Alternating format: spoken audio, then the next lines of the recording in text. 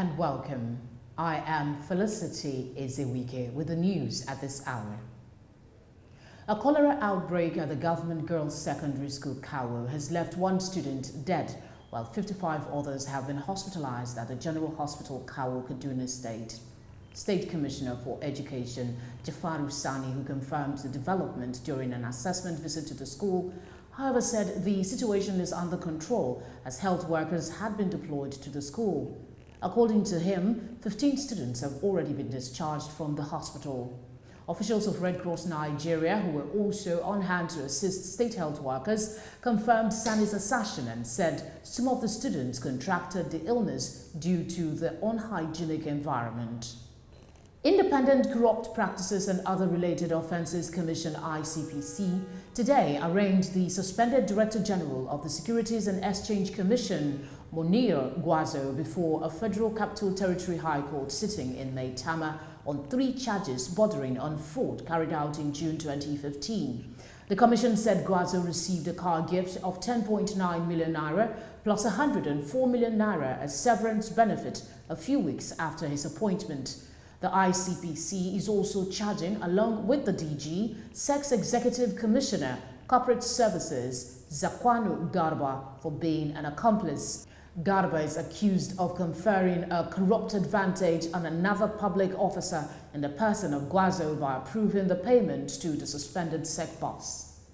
Both men pleaded not guilty to the 5 counts, 3 of which related to Gwarzo and the 2 others to Garba, when the charges were read to them before Justice Hosseini Baba Yusuf.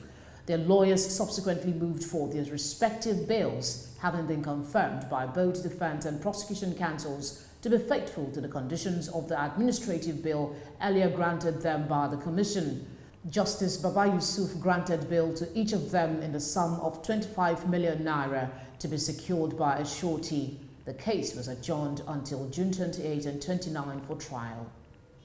And with just weeks to the National Convention of the All Progressive Congress APC, its media subcommittee has announced that each candidate for the chairmanship position is to pay 500,000 naira for each nomination form.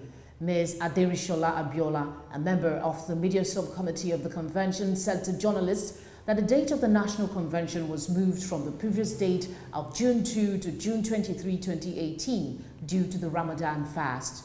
Ms. Abiola said that for aspirants in the National Working Committee, the nomination forms are going for 250,000 naira each. She added that for other positions, those contesting would only pay 100,000 naira for each nomination form, and the positions have been zoned for impartial allocation, with the chairmanship zoned to the south-south.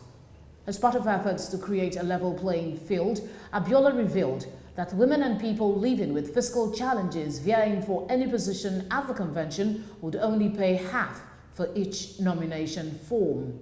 On a foreign scene, 3 suicide bombings have been reported in southeastern Niger near the border with Nigeria, leaving at least 9 people dead and several wounded. According to an anonymous official, the attack occurred on Monday at about 10 p.m. in the regional capital of Difa, a place that has been a frequent target to the Boko Haram jihadist group. 2 young women and a man carried out the attack as they blew themselves up in various parts of the city, including an Islamic school. Security officials have isolated the various scenes for further investigations. And a medallion to commemorate the June 12 summit between the United States President Donald Trump and his North Korean counterpart has been unveiled in Singapore. Bearing the inscription World Peace, the medallion features a dove and olive branch motif, which is the biblical symbol of peace. The summit is the first between a sitting U.S. president and a North Korean leader. The aim is to start discussions targeted at putting an end to the North's nuclear weapons program. Although the venue for the summit is yet to be confirmed, Singapore has already declared a special event zone, which includes its foreign ministry, the U.S. Embassy, and the Shangri-La Hotel, among others. The meeting had earlier suffered a setback when Trump pulled out in May, alleging open hostilities from Pyongyang. In business, the Federal Inland Revenue Service (FIRS) on Monday disclosed that it had sealed off the premises of 2 companies due to their failure to pay their taxes. The affected companies are Gaidan Nigerian Limited, located at 21 Ladoke Akintola Street, Ikeja, over a tax debt of 47.9 million naira, and Justin International Limited over a 24.779 million tax debt.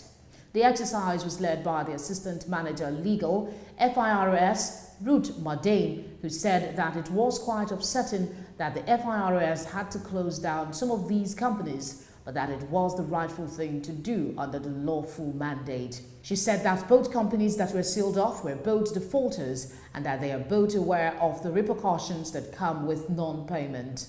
She further assured that both companies would be reopened after outstanding debts have been cleared. She added that the FIRS is fully committed to ensuring that all individuals and corporate entities pay their taxes in a prompt fashion.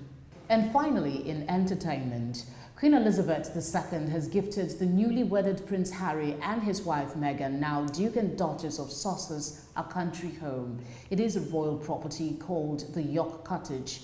The 20,000-acre estate is in Norfolk in Sandringham Estate, some miles away from Kensington Palace. The property has been in the family for about 4 British monarchs and was inherited by the Queen from her father, King George VI, in 1952.